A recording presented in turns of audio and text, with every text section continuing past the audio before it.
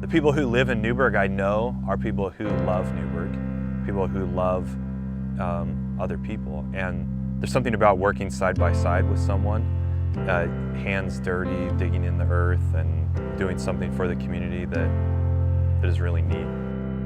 The work that would take us as a board probably 2 to 4 days to do, this group did in basically 4 hours.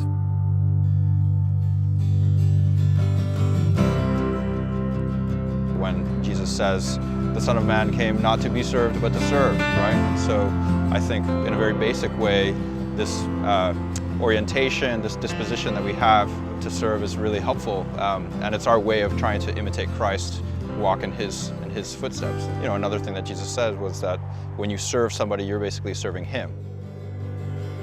You go out on serve day and you see kids, students, everywhere around town, sweeping and power washing and just doing all kinds of really awesome community service projects.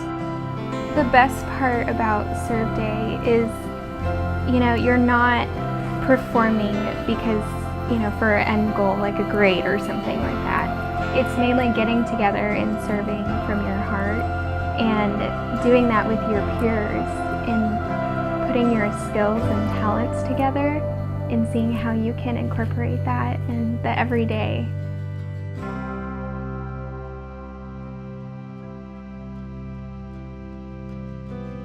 What happens on Serve Day, there's a lot of loving God with your strength.